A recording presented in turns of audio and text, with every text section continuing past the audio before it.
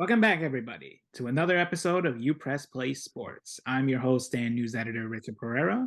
Joining me today is sports editor Cameron Priester and staff writer Zachary Watts. Hey guys, how's it been going for drought this past week?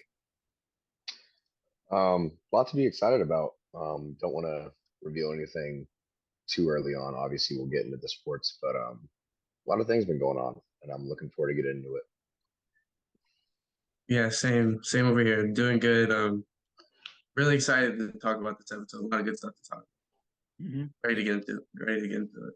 It's definitely been a pretty good week for the most part. And we're gonna start with football as they went down to Miami to take on Florida International University, or FIU for short, for their annual Shula Bowl, the 21st in its history. And FAU ran away with it, coasting to a 52-7 blowout win for their sixth straight Shula Bowl victory. And it's just flat out dominance, and they now have their overall record at 5-5, and their conference record at 4-2. With this win, all they need is one more win to clinch bowl eligibility. So, guys, what are your thoughts on how FEU played at this past weekend?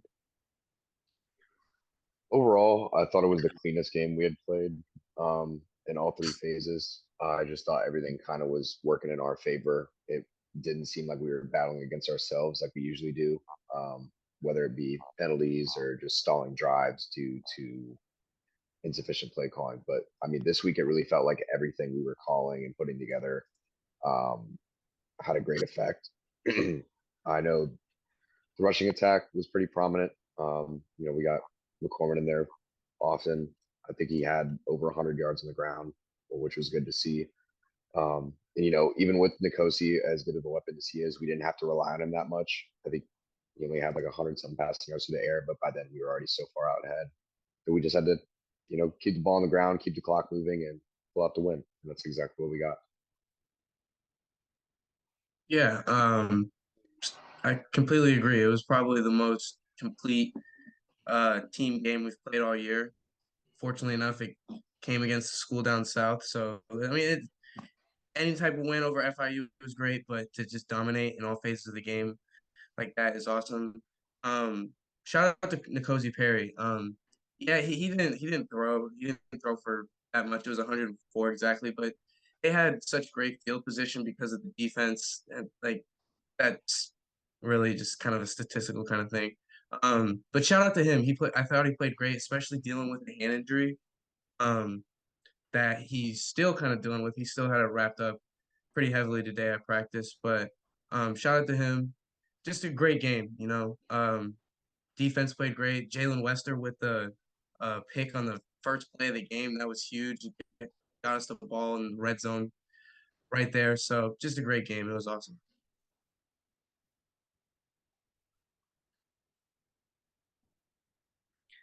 I was on mute. Sorry about that. But yeah, it was definitely a great win for these guys, and especially coming off their last bye week of the season. So for this week, they will take on Middle Tennessee, the very team that eliminated from bowl contention last year in the season finale.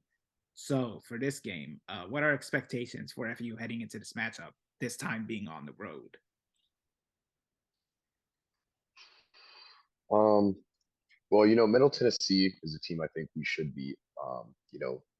Obviously in the same conference, been playing decently well. Um, I don't know, man. Looking at Middle Tennessee's last couple games, they played Charlotte, who we blew out at the beginning of the year, and they played them a lot closer than we did. Um, some pretty bad losses to UAB, Western Kentucky, teams that we've shown pretty good games against. But like I said, you can't take any team for granted, especially in conference. You never know what you're going to get. Every team's trying to play their hardest and win out, especially um, if there's any bowl contentions on the line. I know we'll be playing for some bowl eligibility, so hopefully that'll inspire our guys a little bit more. Um, Personally, I think Middle Tennessee gives up a lot of yards on defense, which helps us out a lot. All that it comes down to is whether or not our defense is going to be able to show up and kind of hinder them as much as possible. Because I have the utmost confidence that we'll be able to put up points. It's just whether or not we can slow them down enough to kind of put the game out of reach later on. Right. I'm also not exactly sure what to think either. Middle Tennessee's kind of a tough opponent to gauge because um they're currently sitting at ninth in the conference in total offense, which isn't great. But that win against Miami they had early in the season just scares me a little because not only did they head down to Miami and win, they went down to Miami and blew them out of the water. And it was they kind of just ran just outscored them. Miami couldn't stop them on defense, and that scares me a little. That scares me a little. But I think maybe since they finally got this win on the road this weekend, Mm-hmm. that like monkey is kind of off their back in a sense, and they just finally got it done. That they can kind of continue with it. But I don't know. They're a tough opponent to gauge. Middle Tennessee should not be taken lightly. Yeah. But it's interesting, especially with Coach Stearman, offensive coordinator, who came from Middle Tennessee last year. They knocked us out of bowl contention. It's going to be a really interesting game to watch. Yeah, definitely agree with you there, Cameron. This will be an interesting matchup, especially with what happened last year. FAU will definitely be looking for payback after what happened in last season, in the season finale last year. So this will definitely be a great game to watch for both sides. But again, this game will take place on Saturday, November 19th at 3:30, and it will be broadcast on ESPN Plus. So supporting our Owls as they will hope to clinch bowl eligibility. And moving on from FAU football, we have FAU basketball, and we'll start off with the men's. After losing their first road game of the season against Ole Miss, 80-67, the Owls pulled off the impossible, heading down to Gainesville and escaping with a 76-74 upset victory, their first win ever against the Florida Gators. So, guys, what were your reactions while seeing this game? Because this was a game. It was incredible. That's what I have to say for the most part. Overall, it was a great match from both sides. Yeah, well, Dusty May finally got to return back to Gainesville, seeing as how he was an assistant there the last couple of years, and he's brought nothing but success to this Florida Atlantic program. And we're glad we have him, obviously, because he returned home and kind of showed him what real coaching looks like. I think a big proponent to this game was definitely our bench. I mean, we outscored their bench 34-5. That was a huge mark for us. And not only that, but I'm pretty sure we shot over 50% from three. I mean, we were just lights out shooting the ball. I mean, that was amazing to watch. Also, shout out to Vlad for that poster dunk. I can't remember who's like second half or not, but when he hit that, I was kind of like, yeah, we're winning this game. Like this is over. I mean, we were kind of leading the whole game outside of that trailing at that little bit in the second half. We kind of just took it to him the entire game. I was really surprised. Usually when you kind of look at it on paper and you go on these like road trips against Power Five schools, you're kind of like, oh, well, maybe we can play them close and kind of gauge where we're at for the season. So when we play teams more in our conference, we know what to expect or how well we need to play. But that wasn't the case. We played Ole Miss extremely close. Obviously weren't like fully awake in the first half and kind of got that wake up call and settled it in the second half.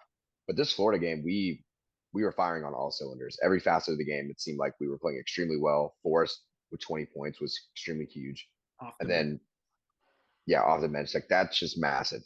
Anytime you can get that much production off the bench, like that will win you games. And I'm glad May recognizes that because he has no problem subbing guys in and out and just feeding the hot hand, essentially. So it was really good to see that. And, my expectations are now even higher than they were for the rest of the season, especially after coming off this big win. Yeah, I just can't say how like big this win is. It's just just awesome to see. But besides that, I want to say that was some of the worst officiating I've ever seen in any sport, any level.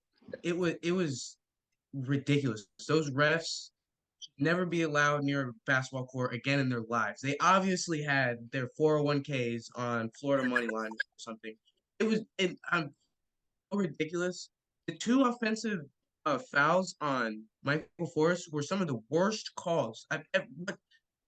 I still don't understand what the foul call was. The commentators, didn't say what it was on TV. And then the no call on Vlad on a jump ball. Vlad falls on the ball, loose ball, and number 11 on Florida just literally jumps on top of him in front of the ref in no jump ball, no foul, nothing. The ref just watching like you and I. It was terrible. The fact that they could pull off an upset with that is just amazing. But it was great. Shout out to Vlad Golden. I think this box score won't really show it because Castleton, who's great on Florida, scored 30, but I think Vlad kind of held his own against him. He came up with some big stops on Castleton, especially in the second half, that if maybe don't happen, outcome is different. So that was big. He's showing why like Coach May talks about him in such high regard, and I thought he played great. And which I don't think the stats will show, but I think he played great. It's like you said, the bench having scored 20 off the bench is huge. I hope they can just keep it rolling because, like you said, they're gonna have a target on their back in the CUSA now. They're kind of the team to beat, I think, after this win. So I think they can because this win shows exactly why Dusty May is a great coach. Those 4 winning seasons in a row aren't an accident, and this win last night showed it. Yeah, when it comes to Golden, you are right, Cameron. The stats won't show that, but that's mainly because he only played 17 minutes compared to Castleton on the Gators, who played 34 minutes. Right. He almost played the whole game and got 30, Right. 30 points, 12 rebounds, 5 blocks, which is a great stat line, no doubt about it. But you are right that Golden held his own in the time that he had, getting 8 points, a few rebounds, and a few blocks in 17 minutes of playtime. But, right, and Castleton is great. He has the tools to be to play it definitely in the next level. So Vlad definitely shout out to him for holding his own against him. Did a good job. But yeah, it's great to see Michael Forrest come on the team at the right time, dropping 20 points off the bench in his season debut. But hey, the way he was moving off the ball and catching and shooting for those 3-pointers, he was looking like Ray Allen out there, no cap. But yeah, this was an incredible win for the men's basketball team, and hopefully they keep up that momentum heading into their coming back home. This time taking on Bryant University, which FU Athletics is nicknaming the Boca Raton Mega Bowl, which is a unique name to highlight for this game. This will take place on Thursday, November 17 at 7 p.m. And after that, they take on Detroit Mercy on Saturday, November 19 at 6 p.m. So, Owl fans, cheer your team on. They beat Florida. You should praise them for that. And moving on from men's basketball, we have women's basketball as they finally played their season opener against Bethune-Cookman, coming out with a 79-62 victory. So, what are your thoughts on how the Lady Owls played to start their season?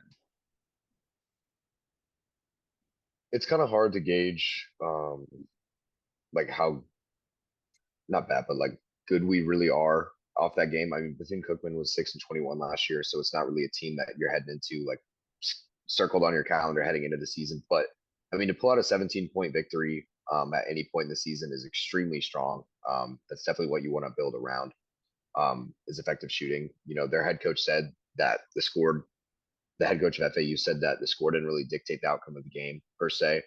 They thought Bethune played really well, but if you still think your opponent played really well and you're winning by 17, that obviously shows that you're doing something right offensively. I think our highest point score was Joya with 13. She played extremely well. Outside of that, though, you know, just efficiency is really all you're trying to do in these type of games. If you know you're the superior opponent, you just have to stick to the basics. Don't try to do anything too crazy. Minimize the turnovers. And I think we did exactly that. Yeah, I mean, even though we lost the turnover department, obviously there's something to fix in that regard. But outside of that, you know, we have an even tougher opponent next week, another Power 5 opponent in Miami. So we definitely have to bear down and keep grinding, I'd say. Yeah, like you said, it's not the greatest opponent in the world, so it's yeah, not you don't want to get too ahead of yourselves on a win like this. There were good things to build off of, which is what this team needs after like kind of struggling so much last season. They shot the ball decent. And then you see some of the newcomers, some of the transfers, like you said, Maddox scoring some points. So um, it's good. This team just needs good, positive things to build off of moving forward. And no matter the opponent, a win is a positive thing to build off. So it's good to see them get that. Hopefully, they can continue that in the coming weeks. Yeah, definitely. And remembering what happened to them last season, they had a very hard time scoring 60 points or much less 50 points. So the biggest key for them having a better season this time around is just to be more productive on the offensive end. So scoring 79 points in your season opener is definitely a very good start. But again, it is Bethune Cookman, so it's kind of in a way to be expected, but at the same time, sort of not.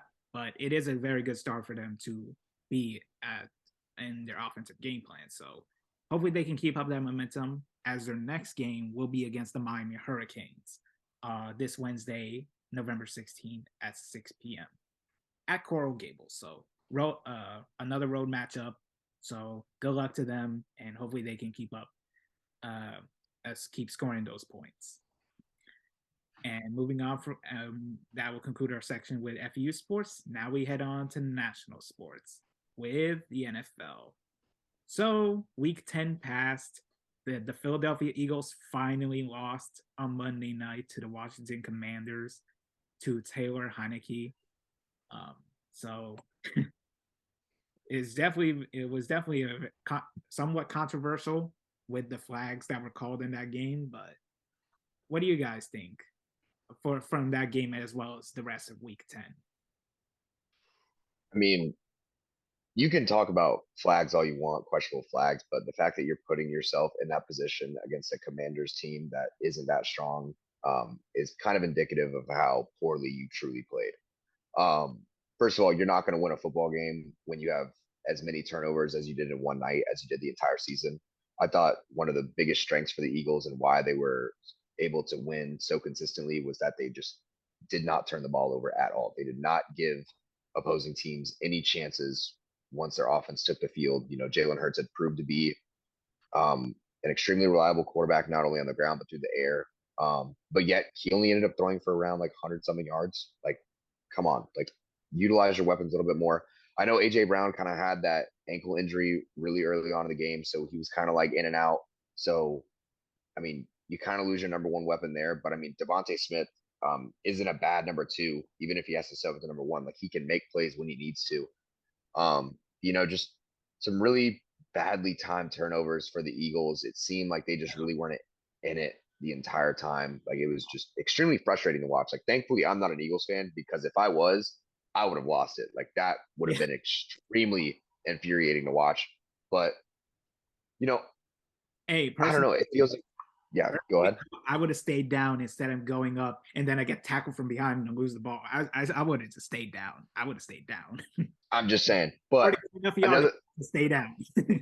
yes. I 100% agree. Another thing I think about a majority of these NFC East teams, they are benefiting from the weakest schedule in all of football, and it shows so much. Like, look, you can have the best regular season. I don't care because the moment you get matched up in the playoffs, like right now, the seeding it's supposed to be like the Bucks and the Giants are going to face off in the first round. Like, are the 8-2 or whatever Giants like really going to win? Like, I don't know personally.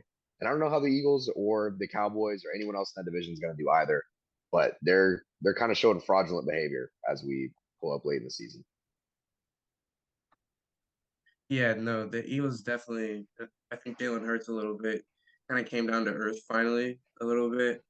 The AJ Brown not having him was not necessarily not having him, but him being kind of slowed down by that injury is big because I think he's one of like probably there's an argument say he's probably like a top 5 receiver in the league, but yeah, this just wasn't a clean game by them overall. I think Jalen some throws, especially the interception, just weren't great decisions by Jalen Hurts.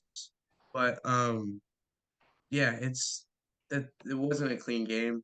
They like you said, they weren't really in it at all. Sunday night game was interesting as well. I think with the 49ers coming away, I think they kind of got wrote off a little bit by me a little, but it was only I think it's kind of was only a matter of time before they figured it out. They kind of have they just have so many guys on their roster. Like I think they have more NFL 100 top 100 players on their roster than anybody else. Oh my gosh, I'm not sure what. I'm so sorry. I don't know what that was. Um, excuse me. They have they just have so many guys on that roster. And whenever you kind of pair that with a game manager like Jimmy, who's just gonna kind of get the ball to their guys, who are great in after the catch, it's kind of a winning formula. So I I think it was only a matter of time before they figure it out. But yeah, there was definitely some interesting games this week. Yeah. Another thing I kind of wanted to point a finger to, um, Raiders coach Josh McDaniels. You kind of had the easiest matchup this week. You have a Colts team that's struggling extremely poorly. They're not playing well in any facets of the game. They hire Jeff Saturday, who has zero coaching experience, and you find a way to lose. What is going on? You want to talk about a guy in over his head this year? I definitely think Josh McDaniels has kind of outed himself as an offensive coordinator only. The Raiders with their talent, they bring on Devontae Adams. You're expected to be a contender in this stacked AFC West, or suppose that's what it was supposed to be heading into the season. And now you just have underperformance after underperformance. It seems like Derek Carr only knows how to throw to Devontae Adams. And if he can't do that, then it's just like, let Josh Jacobs take over the game. And you know what? I'm fine with that. But the fact that you can't stop anyone, including a Colts team, especially their offense, who struggled this much, kind of shows that you're just not the guy for the job. I don't know how much longer he'll be there in Las Definitely, Vegas. Yeah, definitely. it's just I sad. just want to say I don't understand why the offense is so stale though. Because is McDaniel's not like an offensive mind? Was that not his selling point of him as a coach? Like I feel like game planning against the Raiders is probably like the easiest thing in the world because put like as many guys as possible on like Devontae, or because if they're not throwing to him, they're just gonna give it to Josh Jacobs.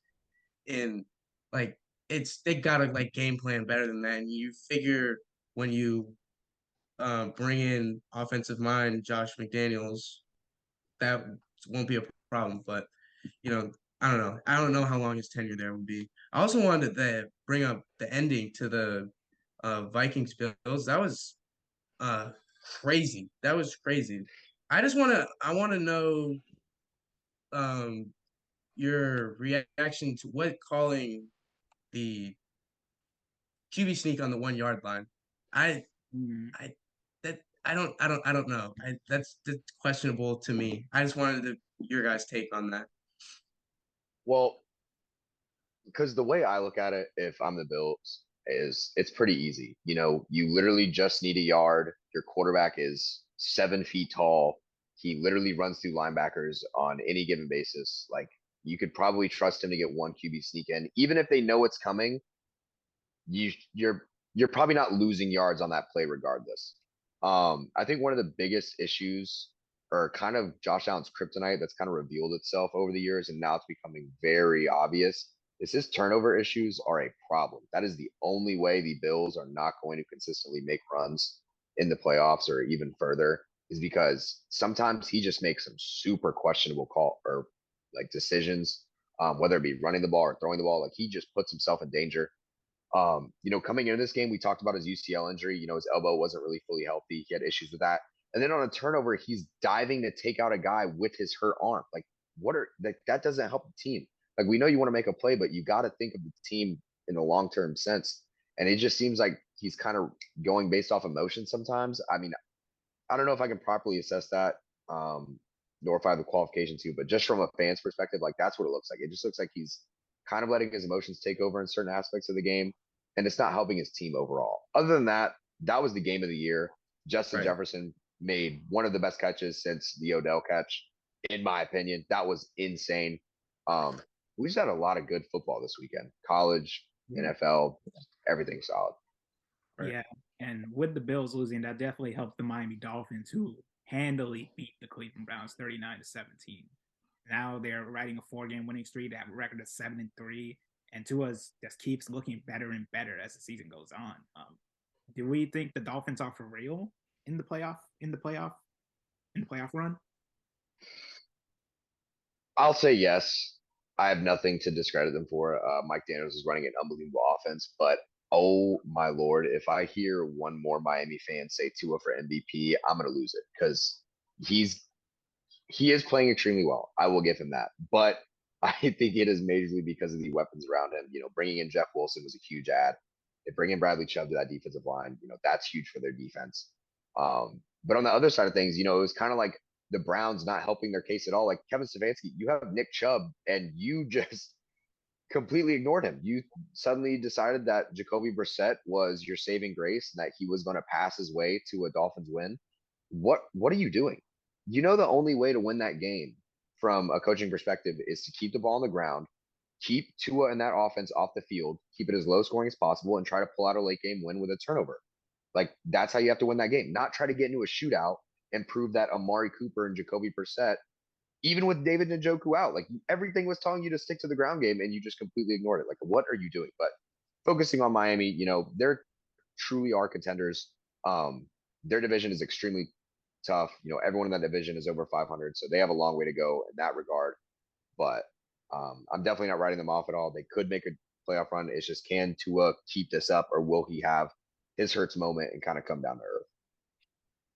Yeah, I definitely same kind of thoughts. They're I don't think they're frauds or anything like that. I think they're for real, but like you said, it's not an easy path to the playoff, and the defense could be playing better. That scares me a little bit. That may get them caught possibly early in the playoffs, but there's such a matchup nightmare for everybody just having that combination of receivers, and then uh, Mike McDaniels runs a great offense. He, utilizes the motion a lot. They run a lot of RPOs. So I definitely think they're contenders as of right now. But like you said, can Tua keep this up? Can they just kind of keep playing good football? Yeah, definitely. And hopefully the Dolphins can keep that up. And as we move on from the NFL, we head on to the NBA. Definitely a lot of things have happened, and but hey, watching last night's Celtics Thunder game, imagine getting a technical foul because a clap you made scared a referee. I'm getting tired of these refs, man. I'm getting tired of it.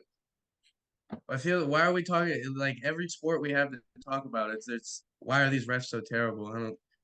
We need like a officiating overall in sports.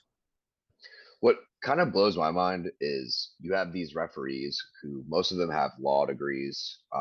They're incredibly intelligent in their own regard. They hold society to a certain standard, and yet when they get on a court where they know they are supposed to be essentially invisible outside of dictating the boundaries of the game, they suddenly feel the need to involve themselves way more than they need to. Like for whatever reason, over the years, it has kind of turned into this officiating type of guidance. I don't even know what to call it. It's just annoying. It is extremely annoying. The players are upset about it. It's not like you have just one or two guys that are being affected. It's the entire league. Like no one is enjoying it at all. It feels like they can't even play the game anymore without having to like look over their shoulder, or, like make sure they're playing so strict. Like, you know, it's kind of weird because in some sports, like baseball and football, you have them kind of expressing themselves. Everyone's kind of doing their own thing, no real issues. And then in basketball, it's like, nope, none of your celebrating, none of your reaction. You can't have an overreaction. You can't let your emotions come out. It's, you better shut up and dribble. That's pretty much all they're asking to do, and it's extremely annoying because we truly are in one of the like best offensive generations of basketball we've ever seen. Everyone has talent. Everyone can do a little bit of everything. It's great to watch. You have teams that you thought were going to be playing for lottery picks end up being contender. Shout out the Jazz. And you have teams that you thought would be contenders are kind of showing their true colors. Shout out the Cavaliers. It is what it is. Refs, please stick to your whistle calls. I don't need to hear anymore. I don't need to see any more text. It's not helping the game. I'm sorry. Right, and it's crazy because it's not just that, it's like affecting real outcomes of games. Like we saw it like about a week ago in the Kings Warriors game where it was a very, I don't want to say kind of obvious foul on by Klay Thompson on Kevin Herter, but that if he calls a foul, that's gonna change the outcome of the game more likely than not. So it sucks to see that, like you said, we're in like the most talented generation of basketball, and we're seeing games decided by like silly things like that. But like you said, like there's a lot of teams that we didn't think are gonna be contenders that are kind of still in there. Like you said, shout out to Jazz. But yeah, as we look at the standings, the Celtics riding a 7-game winning streak as the top seed in the Eastern Conference, with the Milwaukee Bucks trailing right behind them. The Hawks, they've been doing good with the Trae Young and DeJounte Murray duo and their backcourt, taking third place. The Cavs are starting to slide down a bit, having a 4-game losing streak, and the Wizards, surprisingly, having 4 straight wins, even though Bradley Beal hasn't been at his best. And they've been looking at Kristaps Porzingis as their number 1 option, which is funny for the most part. And the Miami Heat starting to get back on track with a 3-game winning streak, especially with Bam dropping a 30-10 performance for them last night. So, and of course, Jimmy Butler owned Devin Booker very easily with a game-saving block. So, definitely a lot of things from the Eastern Conference to be focusing on. Yeah. I think I'm becoming more and more of a Devin Booker hater. I'm with you. Aren't we all? Oh, dude, this guy, oh my Lord, it's like every little thing he does, he's just trying to lose fans. Like it's the snide remarks, it's the play style, it's the complaining. Like, dude, I get it. Some of it is warranted. You have your time and opportunity to complain when needed, but it seems like every night you just have something negative to say. Like you can never just be happy. Like, oh, like the thing is like the Suns individually, like each individual Suns player, I can find something to enjoy about their game. But when I watch the Suns play together as a whole, I'm never rooting for them ever. Like I don't know what it is. Like CP3 can stay ringless at this point. I don't care. Like I'm just not a huge fan in that regard. Ayton didn't even do anything wrong. He's just quiet, but I'm still gonna point fingers at him. Like you need to be better. You know, you're considered to be like this Joel Embiid tier center, and you're not proving it. Like you're gonna get your call out. But oh man, that's a frustrating team to watch. On the other side of things, speaking of Joel Embiid, you know, Harden went down and he decided, you know, I'm gonna drop a 59 piece on some 14. Like, yikes. It'll be interesting to see if he can kind of continuously take over from that big man position. I know we kind of see it from Jokic more and more, but he's more still of a facilitator. I don't really consider him like taking over the game from a shooting aspect. But yeah, another team I want to point to is the Timberwolves. You know, they were kind of like this so-and-so playoff team last year, and now Cat is kind of like, it's like the Monstars have just taken all his abilities away. Like it is looking bad for that man. I don't know what happened to the T-Wolves. I think their defense has slipped, even though they got Rudy Gobert and they got Cat playing at his natural position. Like it's supposed to work on paper. Like you move Cat to his natural position at the 4, and you have Gobert taking over at the 5, and then like you pretty much have a normal starting lineup, but the spacing messed up somehow. The defense should not like not get better when you add Rudy Gobert, like under any circumstance, like lineup, whatever. There's argument to say that like Rudy Gobert is like the best defender in basketball. That should just improve. There's argument. There's argument. There's argument. That he's the best defender. All it is, every single one of his defensive player of the years are suspect. The fact that he is on the Timberwolves and they can't do anything. I am so tired of this Rudy Gobert train. I'm the biggest Rudy Gobert like slanderer of all time. Oh, I do not like him either. I think he's one of the biggest clowns in the NBA. But Yes.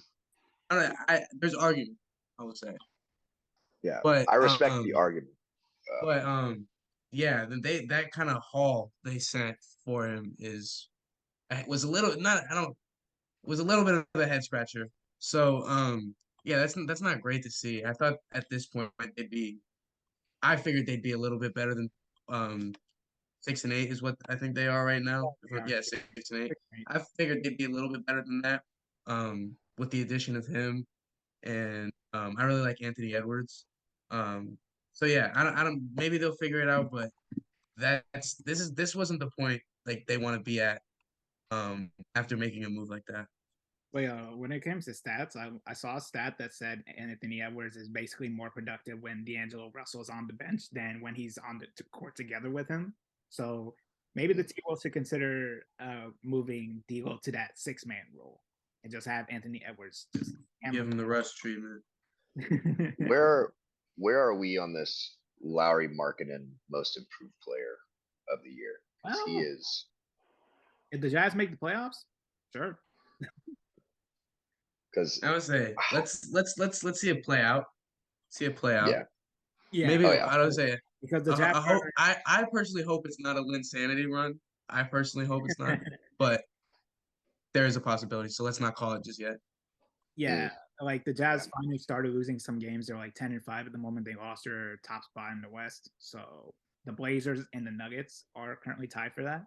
So we'll just have to wait. It's basically a wait and see. But if the Jazz do make the playoffs and Lauri Markkanen continues up this performance, I think he should be good to get that award.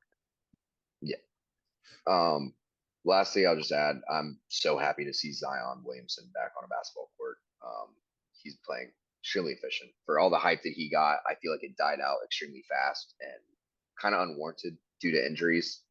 But I hope people haven't lost faith or realized that he is the player everyone thought he was. Like, he is extremely good. He kind of is bringing NBA in that shift towards the dominant inside, like post play style of NBA that I've kind of missed seeing over the years. I'm tired of us just launching up 40-foot 3-pointers. I'm kind of sick of it, but shout out Zion. Yeah, no, definitely agree. He plays he's such like fun to watch, like his play style. So I definitely agree. It's great to see him back. Yeah, when stars are healthy, the NBA is much better as a whole. With that, that'll be it for this episode of UPressPlay Sports. Make sure to hit like and subscribe. Click the bell to keep up with notifications from us. Also, be sure to go on upressonline.com to keep up with news, sports, and more content alike. To follow us on Twitter, it's for me, at Rich26Pereira, for Cameron, at PrehistorCameron, and for Zach, at ZachWatts1_. Thanks for watching, everybody, and have a great day.